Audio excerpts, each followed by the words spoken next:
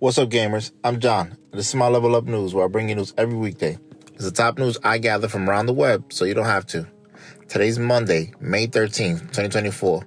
Let's get you leveled up with today's news. Xbox founders are expressing concerns over the transformation of Xbox into Microsoft Gaming, signaling a shift in its original identity.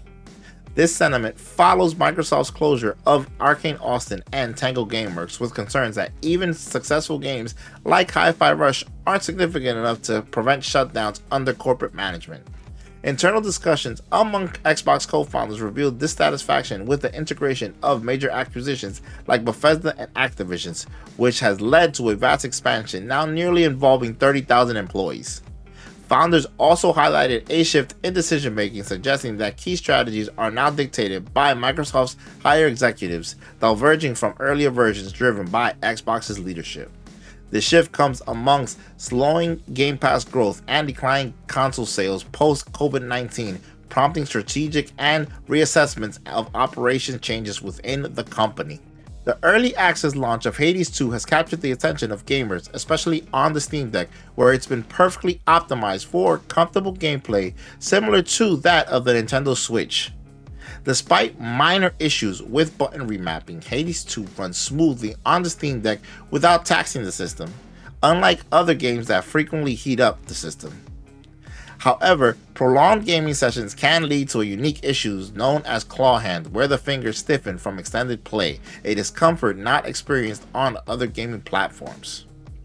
Despite these hardware quirks, the game itself presents challenges like the unwieldy big axe that slows progression down due to strategic choices, but still, PlayStations can contribute to overall growth through the collections of all the items and nectar gifts that grants permanent bonuses. Hades 2 thus offers an enjoyable, productive gaming experience that blends the benefits of portable play on the Steam Deck with the game's immersive strategic gameplay. God of War Ragnarok, the latest installment in the acclaimed God of War series, is rumored to be the next PlayStation exclusive slated for a PC port. This news comes from the normally reliable leaker Bill Kung, who has accurately divulged details about various games and PlayStation Plus lineups in the past. The announcement of the port is expected to be imminent, potentially being revealed at Sony's rumored State of Play showcase later this month. While there is no specific release date for the PC version, it's speculated that it might follow the pattern of Horizon Forbidden West, another PlayStation game released in the same year as Ragnarok, which made its PC debut just 2 years after its console release. God of War Ragnarok continues the narrative of Kratos, blending intense action with the drama of Norse mythology and familiar tensions. The game has received numerous accolades for its compelling gameplay and storytelling. Additionally, Sony Santa Monica has expanded the Ragnarok experience with God of War Valhalla, a free update adding a substantial roguelike mode that serves as both an epilogue to the main story and a bridge to a potential third installment in the series. A former lead writer for Helldivers 2, Russ Nichol, recently praised the game's community for their united stand against a new PlayStation Network mandate requiring PC players to link an active PSN account. The mandate, which was quickly taken back following a significant backlash and review bombing on Steam, highlighted the community's commitment to inclusivity.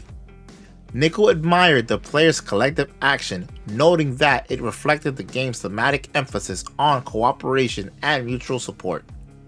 Despite the controversy, which resulted in the firing of an Arrowhead community manager who encouraged the review bombing, Helldivers 2 remains delisted in 170 countries due to the lack of PSN access. However, efforts are underway with the game's director actively engaging with Sony and Valve to restore the game's availability in affected regions. Nichol's comments underscores the impact of the community response and the ongoing efforts to ensure all players can enjoy Helldivers 2 without unnecessary boundaries. It's nearly a decade since the release of Bloodborne on the PS4, a game that quickly became a classic with its challenging boss fights, engaging gameplay, and the haunting setting of Yharnam, elevating it to one of the greatest video games of all time and a highlight in From Software's portfolio.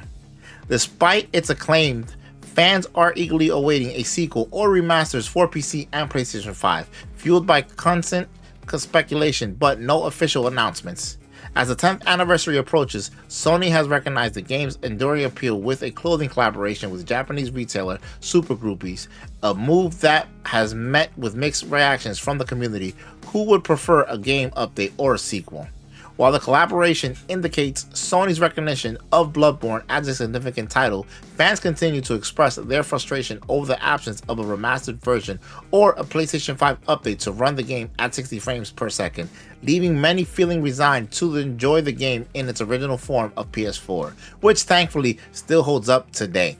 Little Kitty Big City offers a charming gameplay experience where you navigate a Japan-inspired city as a small animated black cat trying to find its way home. Although the main objective can be completed in just a few hours, the game encourages exploration within its sandbox environment, rewarding players for climbing balconies, causing mischief among pedestrians, and discovering hidden items like shiny trinkets and new hats.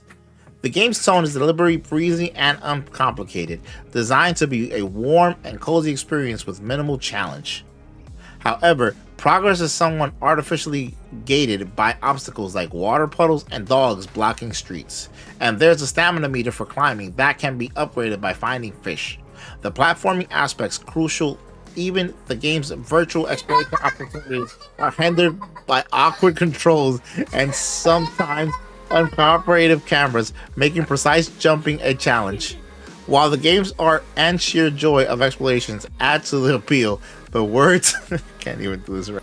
Bungie is making significant moves with Destiny 2 by permanently unlocking the Stasis subclass along with the Shadowkeep and Beyond Light campaigns for all players.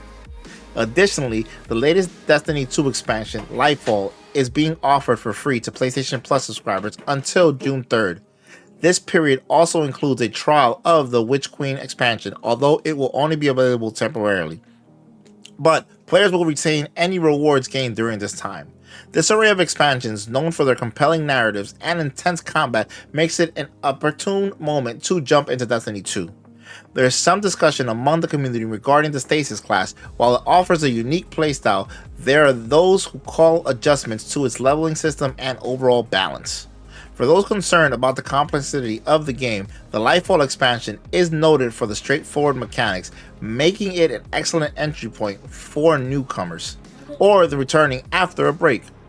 As the Final Shape expansion is set to release in early June, now is the ideal time to explore what Destiny 2 has to offer.